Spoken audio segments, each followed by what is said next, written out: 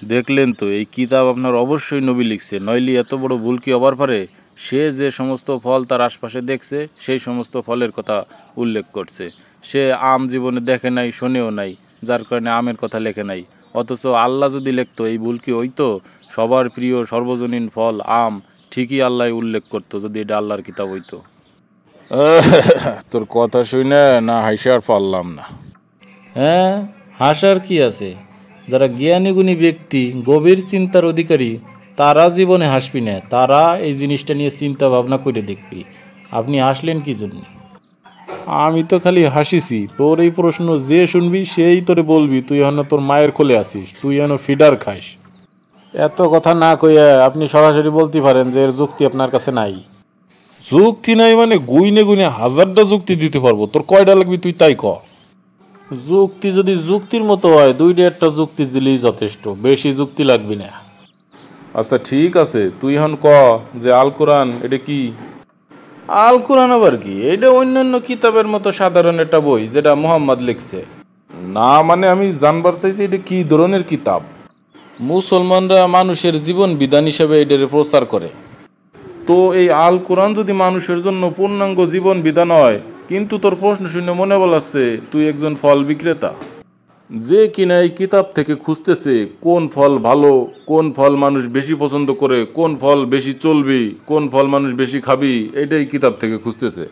আবার তোর প্রশ্ন শুনে এটাও মনে বলাচ্ছে তুই একজন ফলের বাগানের মালিক, তুই এখন কি ফল উৎপাদন করবি সেটা তুই চিন্তা করতেছিস, আর এই কোরআন থেকে সেটা খুঁজতেছিস যে কোন ফল মানুষ ভালো খাবি, কোন ফল মানুষ বেশি পছন্দ করে, কোন ফল উৎপাদন করলে আমার বেশি লাভ হবে, তুই এটা খুঁজতেছিস। আরে ভাই, আমি তো প্রশ্ন এটা করিনি, আপনি তো প্রশ্ন বোঝেনই নাই, কি সব উদাহরণ দিতেছেন। দাঁড়াও শোনা, জাগা মতোই যাইতেছি, কিন্তু এটা বোঝার জন্য যে জ্ঞান দরকার সেইটা তো তোমার থাকতে হবে। এখন ফল বিক্রেতা এবং ফলের বাগানওয়ালা যদি চিন্তা করে কোরআন তো মানুষের সম্পূর্ণ জীবন বিধান, তো আমার ব্যবসা এবং কৃষিকাজ এগুলো তো আমার জীবন বিধানের মধ্যে পড়ে, তো এইগুলোর সমাধানও তো কোরআনের ভিতর অবশ্যই আছে। তো কোন জিনিসটা মানুষ ভালো খায়, কোন ফলটা মানুষের খুব প্রিয়, এটা আমি খুঁজে বের করি। এখন তুই আমার একটু আওয়াজ দিয়ে সাহায্য কর, তারা যদি এইটা কোরআনে খুঁজে না পায় তাহলে দোষ কি আল্লাহর হবেই? দোষ তো অবশ্যই আল্লাহর। দুনিয়াতে শুরু থেকে শেষ পর্যন্ত কি হবে, কিটা কি করে খাবে না খাবে, অবশ্যই তো আল্লাহ জানে। তাই আল্লাহ যেহেতু জানে, এটা সে লেখে নাই কি জন্য? আরে ফাজিল, মানুষের পূর্ণাঙ্গ জীবন বিধান মানে হচ্ছে একটা মানুষের গর্ভে বেড়ে ওঠা থেকে শুরু করে মৃত্যু, কবর এবং পরকালে কি হবে সেই সমস্ত জীবন বিধান লেখা আছে। আবার দুনিয়ার মাটির নিচ থেকে শুরু করে সাত আসমানের উপর পর্যন্ত কি কি আছে, এর ভিতর কি কি আছে না আছে, ভবিষ্যতে কি হবে না হবে, এর সম্পূর্ণ একটা সংক্ষিপ্ত বিবরণ রয়েছে।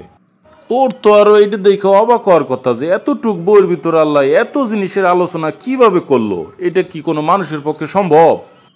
এখন তোরে এত বড় একটা টাস্কিং দিতেছি না, তোরে যদি বলি তুই শুধুমাত্র এই পৃথিবীতে যত ধরনের ফল আছে সেইগুলো শুধু নাম লিখবি, কিন্তু বইটা হবি কোরআনের চেয়ে ছোট, তুই পারবি? তো এতে না পারার কি আছে? চেষ্টা করলে তো আমি অবশ্যই পারবো। লাভ দিতে করে ফেলাইলা পারবো। তাই শোনো, food and agriculture organisations of United Nations এর আনুমানিক তথ্য মতে কলার প্রজাতিই আছে 1000-এরও বেশি। যারাই ফল নিয়ে গবেষণা করতেছে তারাই আজ পর্যন্ত বাইর করতে পারলো না পৃথিবীতে আরো কত কত ধরনের ফল আছে।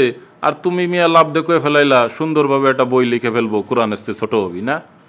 ইয়ে মানে ওই, হ্যাঁ হ্যাঁ। এখন তোমার যদি সাধারণ জ্ঞান থেকে থাকে আর তোমার কপালে যদি হেদায়েত থাকে, তোমার এইখানেই ঘুরে দাঁড়ানো উচিত যে এটা মানুষের পক্ষে কখনোই লেখা সম্ভব না।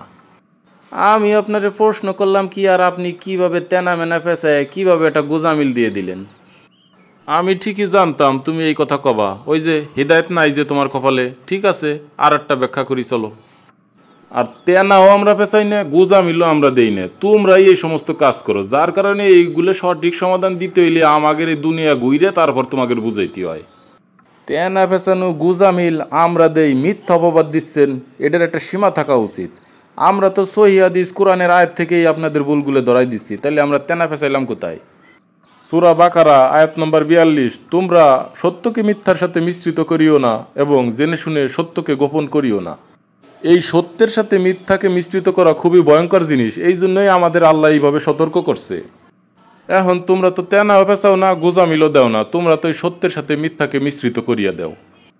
থাক থাক হইছে, আর একটা কি যুক্তি দিবার চাইছেন সেইটা দেন।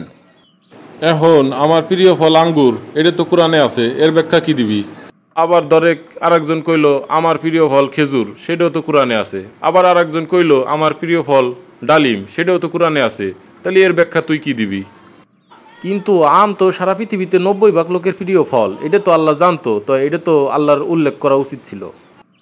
ঠিক আছে, তোর কথা আমি মাইনে নিলাম। এখন ধর 90% লোকের যেহেতু আম প্রিয় ফল, আল্লাহ কোরআনে আমের কথা উল্লেখ করলো, কিন্তু বাকি 10% লোকের প্রিয় ফল এক একজনের এক একটা, এই জন্য আল্লাহ এটা উল্লেখ করলো না।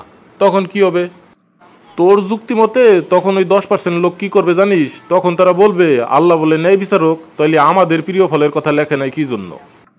আবার ধরে তিন, জয়তুন, ডালিম, খেজুর, আঙ্গুর, এইগুলা আরবের কোনো ফলের কথা আল্লাহ কোরআনে লেখে নাই, লেখছে অন্যান্য দেশের ফলের নাম।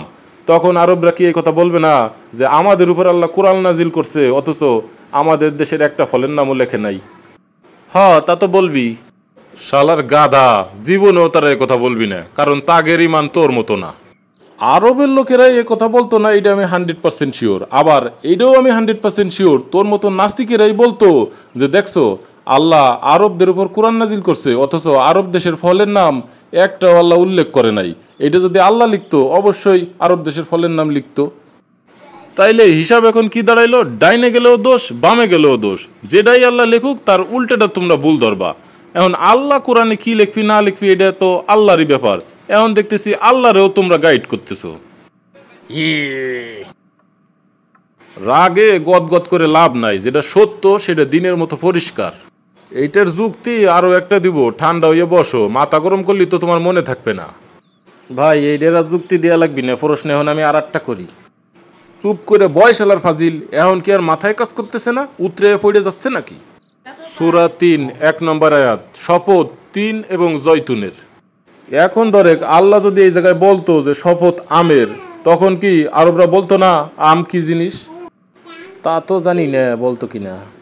তা তোমার জানার দরকার নাই, যাদের বোঝার দরকার তারা ঠিকই বুঝছে।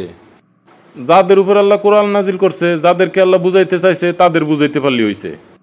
কিভাবে সংক্ষিপ্ত কথায় অধিক জিনিস আল্লাহ বুঝাইতে পারবে, এটা তো আল্লাহর টেকনিক, এটাও কি তোমার কাছ থেকে শিখতে হবে? এবার আসো, কোরআনে যে তোমার প্রিয় ফলের কথা নাই, তাইলে কি কোরআন কি বলছে যে এ ব্যতীত দুনিয়াতে আর কোনো ফল নাই? তারপর মনে করো কোরআনে যে সমস্ত ফল এবং তার উপকার বর্ণনা করা হয়েছে, তাই বলে কি অন্যান্য ফলে উপকার নাই, এই কথা কি বলা হয়েছে? না, এরকম তো বলা হয় নাই। থাক, তোমার কথা না বললেও চলবি, বরং আল্লাহ যেটা বলছে সেইটাই এবার শোনো। সূরা বাকারা 22 নম্বর আয়াত, আল্লাহ আকাশ থেকে বৃষ্টি বর্ষণের মাধ্যমে তোমাদের জন্য ফল এবং ফসল উৎপাদন করতেছেন।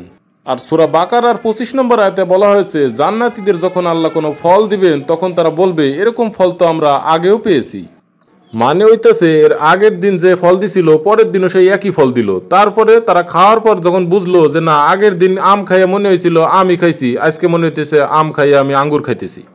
মানে হইতেছে তোমার এই আম জাম যেটাই দেখ, একই ফলে তুমি বিভিন্ন ধরনের স্বাদ পাইতে পারো। এই আম জাম কাঁঠাল লিচু নিয়ে আর কথা কয়ে লাভ নাই, বুঝলি বুঝে গে, না বুঝলি না বুঝে গে, তাতে আমার কিছু আসে যায় না। মূলত কোনো জ্ঞান সম্পন্ন লোক এই ধরনের প্রশ্ন করতেই পারে না। আমি তোর এই প্রশ্নটা ইগনোর করতে চাইছিলাম যে এটা এতটা গুরুত্বপূর্ণ না, কিন্তু ইগনোর করি নাই কি জন্য জানোস? শুধুমাত্র সূরা বাকারার 26 নম্বর আয়াতের কারণে, যেখানে আল্লাহ আমাদের বোঝানোর জন্য বলতেছেন মশা কিংবা তার থেকেও ক্ষুদ্র প্রাণীর উদাহরণ দিতে আল্লাহ কখনো লজ্জা বোধ করেন না। আল্লাহর কাছেই সামান্য ক্ষুদ্র জিনিসের এত মূল্যায়ন, আর আমি তো একজন সামান্য মানুষ, আমি কিভাবে এটাকে ছেড়ে দিব? ভাই গলাটা শুকাইয়া কাট হয়ে গেছে, এখন একটু পানি খাওয়ার বিরতি দেন, পানি টানি খাইয়া এসে আবার আলোচনায় বসপানে। যা, ঠিক আছে, পানি খাওয়ার বিরতি দিলাম, পানি টানি খাইয়া চলে আসিস।